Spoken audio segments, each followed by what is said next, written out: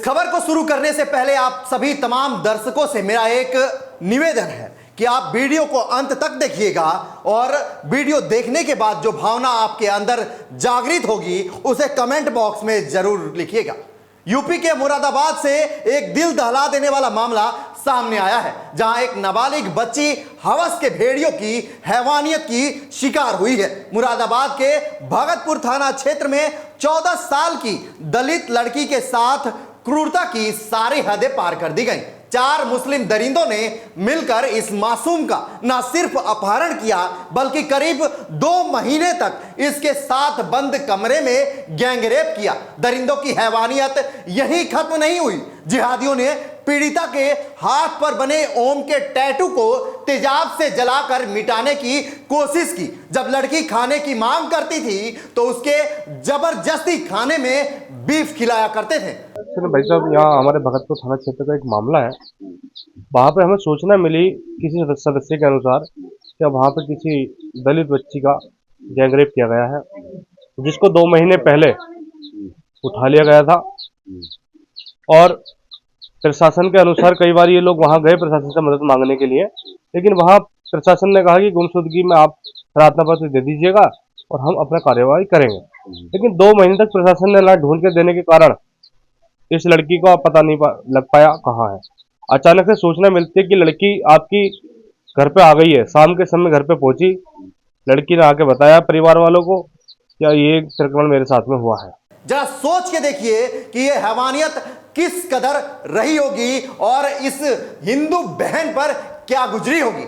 वहीं यह मामला उजागर होने के बाद एसपी देहात कुंवर आकाश सिंह ने बताया कि 3 मार्च को पीड़िता की चाची की तहरीर मिली, जिसमें नाबालिग के साथ गैंगरेप की घटना का जिक्र किया गया था। उन्होंने कहा कि 4 लोगों ने उसे बाजार से उठाया और 2 महीने तक उसका शोषण किया। भगतपुर थाने में एफआईआर दर्ज कर कार्रवाई शुरू कर दी गई है।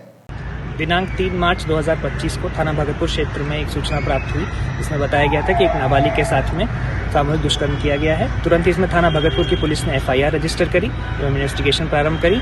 इसमें 4 लोगों के खिलाफ में ये तहरीर प्राप्त हुई थी, जिसमें जो मुख्य अभियुक्त है उसको थाना भगतपुर की पुलिस ने पहले ही गिरफ्तार करके जेल भेज दिया था।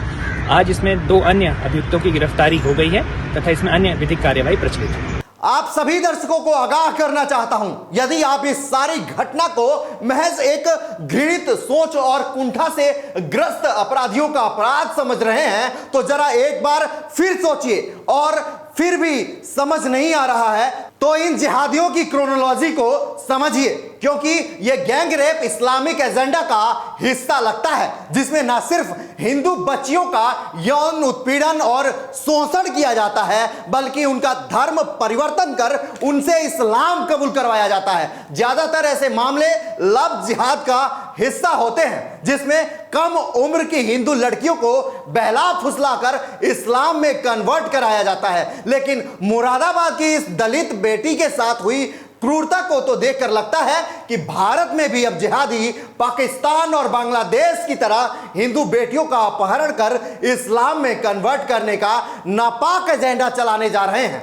मुरादाबाद की इस हैवानियत में भी पहले नाबालिग का अपहरण किया, फिर गैंगरेप किया और भूख लगने पर मासूम को बीफ खिला खिलाकर उसका धर्म भ्रष्ट किया गया। हिंदू और हिंदुत्व से नफरत तो देखिए, मासूम के हाथ पर लिखे ओम को मिटाने के लिए तेजाब से हाथ तक जलाया गया। यानी उनका एजेंडा बिल्कुल क्लियर है, राजी या गैर राजी हिंदू बेटियों को इस्लाम कबूल कराना है, रास्ता चाहे जो हो। सोचिए ये यूपी में हो रहा है या यूं कहें योगी राज में हो रहा है, जहां मुसलमान खुद को दबा और डरा हुआ बताते हैं। यूपी का डरा हुआ मुसलमान हिंदू बेटी का सरेआम बाजार में अपहरण करके महीनों गैंगरेप करता है। यह सोचकर आपकी रूह कांप जाएगी कि जब यूपी का मुसलमान बेखौफ होगा तब आपकी बहन बेटियों का क्या होगा।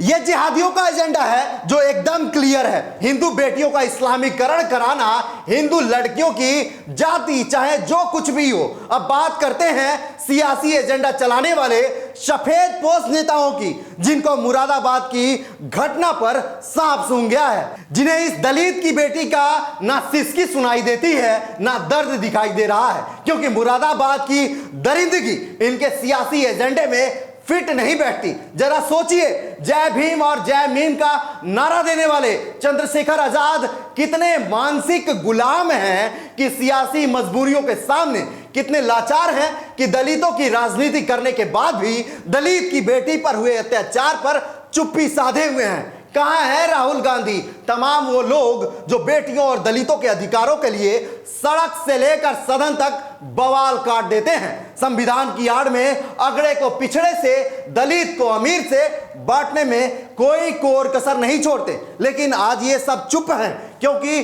गैंगरेप करने वाले दरिंदे मुसलमान हैं और ये घटना उनके सियासी एजेंडे में फिट नहीं बैठ रहा, क्योंकि ये यहां हिंदू को दलित और सवर्ण में नहीं बांट पा रहे हैं और एक बड़ा वोट बैंक के नाराज होने का इन्हें डर सता रहा है।